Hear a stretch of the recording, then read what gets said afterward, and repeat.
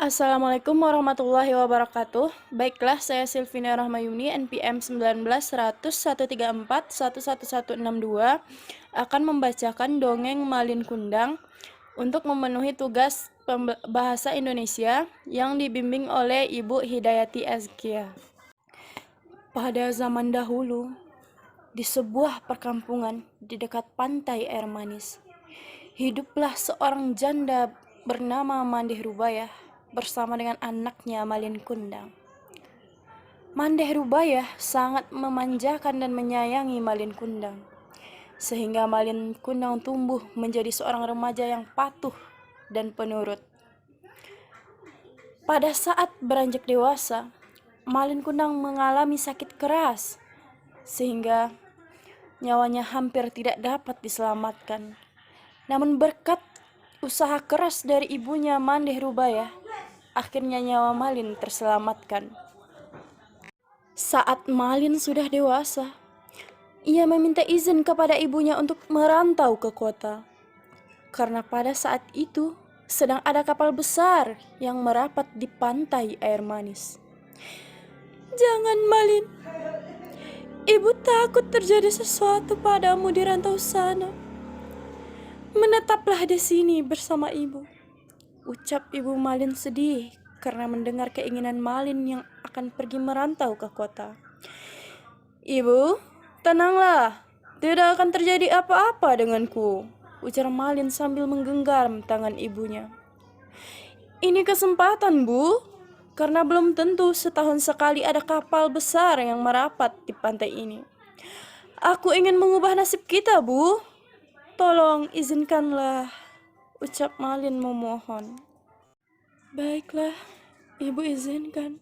Cepatlah kembali, ibu akan selalu menunggumu, nak," kata ibu Malin sambil menangis. Meski dengan berat hati, akhirnya Mandeh Rubayah mengizinkan Malin untuk pergi dan memberikannya bekal dengan nasi yang dibungkus daun pisang sebanyak 7 bungkus. "Untuk bekalmu di perjalanan," ucapnya. Dan akhirnya Malin pun pergi ke tanah rantau dan meninggalkan ibunya sendirian. Hari demi hari terus berlalu. Hari yang terasa lambat bagi Mandeh Rubayah. Setiap pagi dan sore, Mandeh Rubayah selalu memandang laut, berharap Malin akan segera pulang. "Sudah sampai manakah kamu berlayar, nak?" tanyanya dalam hati sambil terus memandang laut. Ia selalu mendoakan anaknya agar selalu selamat sampai ke tujuan, dan selalu menanyakan kabar Malin kepada orang-orang yang merapat ke pantai itu. "Apakah kalian melihat anakku Malin? Apakah dia baik-baik saja?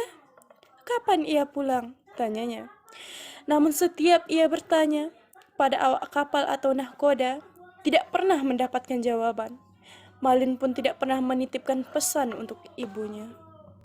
Bertahun-tahun lamanya, Mandeh Rubayah menjadi semakin tua dan bungkuk. Ia tidak pernah mendengar kabar anaknya, hingga pada suatu hari, seorang nahkoda memberikan kabar kepadanya. "Mandeh, tahukah kau, Malin sekarang sudah menikah dengan seorang gadis cantik, putri dari seorang bangsawan kaya raya," ucapnya saat itu. "Malin, cepatlah pulang kemari, nak. Ibu sudah tua. Kapan kau pulang?" rintihnya Pilu setiap malam. Hingga doa Mandeh Rubayah pun terkabul. Pada suatu hari yang cerah, sebuah kapal besar nan megah merapat di pantai itu. Penduduk desa menyambut kapal yang datang. Terlihat sepasang anak muda berdiri di anjungan. Pakaian mereka berkilauan di bawah sinar matahari. Mandeh Rubayah juga ikut berdesakan dan memperhatikan seorang anak muda yang berdiri di kapal itu. Mandeh Rubayah sangat yakin bahwa itu adalah Malin Kundang anaknya. "Malin, anakku, kau benar anakku kan?" katanya menahan isak tangis karena gembira. "Mengapa begitu lamanya engkau tidak memberi kabar?" Namun Malin terkejut karena dipeluk ibunya, dan istrinya juga merendahkan Mandeh Rubayah. "Perempuan jelek inikah ibumu, Malin? Mengapa dulu kau berbohong kepadaku? Bukankah dulu kau mengatakan bahwa ibumu adalah seorang bangsawan yang kaya raya, sama sepertiku? Mendengar kata-kata pedas dari istrinya, Malin pun langsung mendorong ibunya hingga tergulir ke pasir. "Perempuan gila, aku bukan anakmu," ucapnya kasar. Malin tidak mengakui ibunya dan menendang Manderubaya hingga terkapar di pasir sambil menangis. "Malin, Malin, anakku, aku ini ibumu, nak. Mengapa kau menjadi seperti ini, nak?" Malin Kundang tidak mempedulikan perkataan ibunya. "Hei perempuan gila, ibuku tidak sepertimu, melarat dan kotor." Perempuan tua itu terkapar di pasir, menangis dan sakit hati. Manderubaya kemudian pingsan. Pada saat sadar, Manderubaya berdoa dengan hatinya yang pilu, dan kemudian langit berubah menjadi gelap. Dilihatnya kapal Malin Kundang semakin menjauh. Ia tidak menyangka Malin yang dulu disayanginya tega berbuat demikian. Hatinya perih dan sakit. Namun tangannya diangkat ke langit dan berdoa dengan hati yang sedih. "Ya Tuhan, kalau memang dia bukan anakku, aku maafkan perbuatannya yang tadi. Tapi kalau dia memang benar anakku Malin Kundang, aku mohon keadilanmu ya Tuhan," ucapnya sambil menangis. Tak lama kemudian, cuaca di tengah laut yang tadinya cerah mendadak menjadi gelap. Hujan tiba-tiba turun dengan teramat lebatnya. Datang badai besar yang menghantam kapal Malin Kundang. Tiba-tiba kapalnya hancur berkeping-keping, kemudian terbawa ombak kembali ke tepi pantai.